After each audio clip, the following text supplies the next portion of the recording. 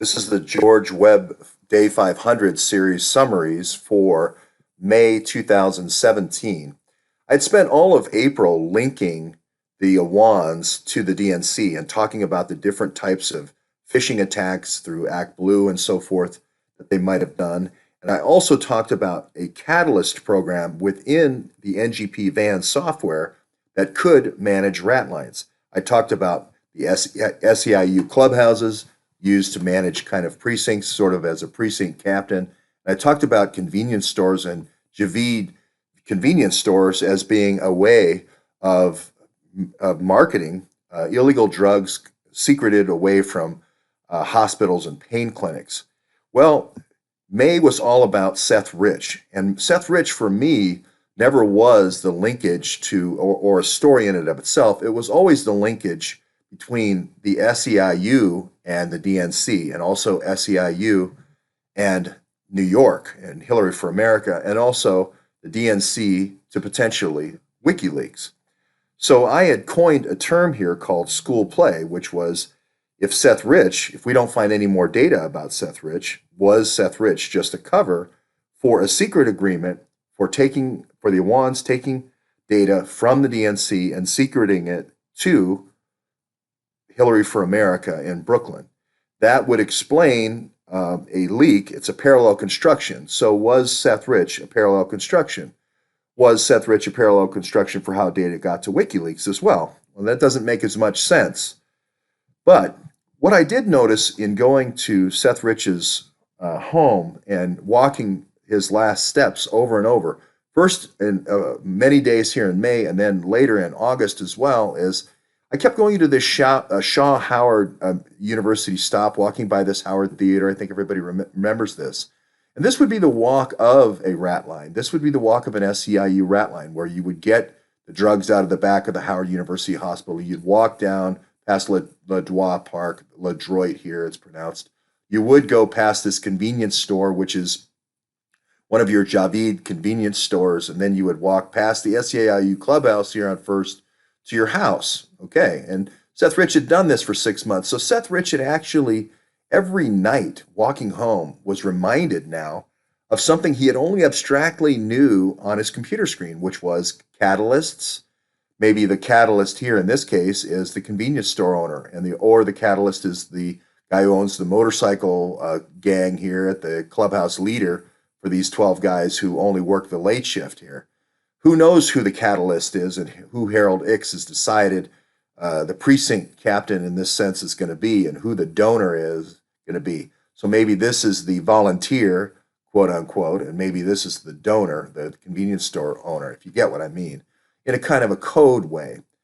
So was this the same sort of comeuppance, the same sort of Hamlet moment, the same sort of transition from abstract reality to from the abstract to reality for Seth Rich in the last 6 months that he walked this short space, where he no longer could look at potentially volunteers the same way and donors the same way, because he actually saw potentially the human cost of what was happening here. He actually saw these SEIU enforcers for what they were, which was thugs, and he actually saw these convenience store owners, these donors, if you will, for what they were, which were hardworking immigrants being forced and pressed into a service to give most of their labor to the SEIU enforcers. Is that what he saw? We don't really know that. We don't know if that's what caused this Braverman moment in him to then send WikiLeaks information from the DNC, or if it was just a school play or a parallel construction. So Seth Rich, even though we've talked about the forensics of Seth Rich and the liver wound and all that, it was always about connecting the dots for me. I think anybody who's watched this series has known that. We talked a lot in May about I had met with Field McConnell. We talked about the senior executive service and how that might be something that would override an enforcement network of let's say, retired mercenaries, retired ex-Navy SEALs and mercenaries, and how the senior executive service could almost be like a union for such an organization, and an organization kind of established along the same lines as a military special forces organization, compartmentalized, etc. So we talked a lot about the laptops and how that could be meted out in Blackberries using folders and so forth. A lot of a lot was made about how I was trying to, get attention for covering these things. I'd gone to Cleveland, Ohio. As a matter of fact, all these videos are gone now. The only one is the one where I met Deep Blackberry that one night. All the May videos are gone, but you can still see them. Other people have saved them. But I'd gone to Cleveland and I'd gone to this car dealership that was right next to the Mayo Clinic, and I'll do anything it says here for attention. Well, what I had done is I had connected the dots between a person living with the Awans called Sammy Two Queer, and he seemed to have all the tickets for all of the people living at the clubhouse, at the SEIU clubhouse in the Rat Line. Sammy Two Queer was the one who had all the tickets.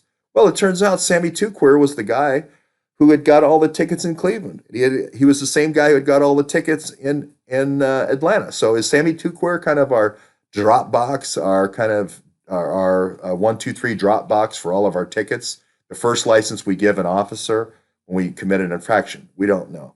And even in probably maybe my lowest moment here with the 5 hours, okay, with And the key is getting the to the folks, actually. um, with Deep Blackberry, I if you play it even, Happens in Congress, and what the hell is going on? What's the deal? there's the Blackberry. So Jason just gave me this BlackBerry, and this, as I mentioned, the Congress still uses BlackBerry, and the Senate just recently came off BlackBerry, but you can see the official markings right here. And so I know this has been edited by Jason because I don't know how to pixelate. So anyway, I think in this short space here, in this short space, in this short walk here between Howard University and where Seth Rich spent his last moments, right here on Flagler and W, is this really kind of a Braverman story in microcosm, in miniature? Did he have this kind of internal Hamlet moment? Was he working as Mr. Inside with Mr. Outside, who is Sean Lucas? Is that how they both died as co-conspirators? We still don't know the answer. We still don't know the answer. But we'll continue to look for them, that's for sure.